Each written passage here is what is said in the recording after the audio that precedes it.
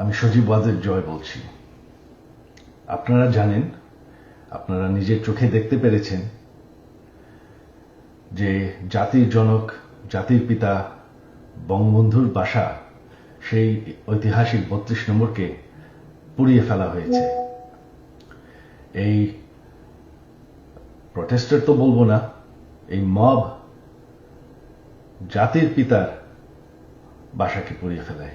সেই বাসা যেখানে বঙ্গবন্ধুকে হত্যা করা হয়, বঙ্গবন্ধুর আমার পুরা পরিবারকে হত্যা করা হয়, যেই বাসা ৭৫-এর খুনিরাও ধ্বংস করার সাহস পায়নি, যেই বাসা এখন এতদিন ওনার মিউজিয়াম ছিল, সেই বাসাকে তারা পুড়িয়ে ফেলেছে। বঙ্গবন্ধু একটি দলীয় বিষয় না, বঙ্গবন্ধু হচ্ছেন জাতির পিতা। বঙ্গবন্ধু না থাকলে আজকে আমরা বাংলাদেশ হতাম না, আজকে আমরা পাকিস্তান হয়ে থাকতাম। আপনারা জানেন, সামনে 15ই আগস্ট, সেই কালো রাত, যেই রাত্রে বঙ্গবন্ধু এবং আমার পরিবারকে হত্যা করা হয়।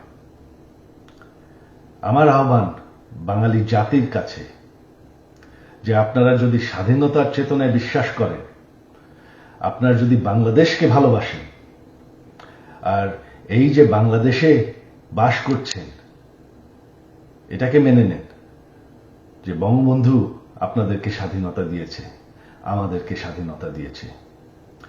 এই 15ই আগস্ট আমার আহ্বান আপনাদের প্রতি, শান্তিপূর্ণভাবে ৩২ নম্বরে গিয়ে ফুল দিয়ে আসবেন, দোয়া করবেন বঙ্গবন্ধুর জন্য, স্বাধীনতার চেতনার জন্য এবং আমার পরিবারের জন্য। এই হলো আমার আহ্বান আপনাদের প্রতি। ধন্যবাদ। জয় বাংলা, জয় বঙ্গবন্ধু।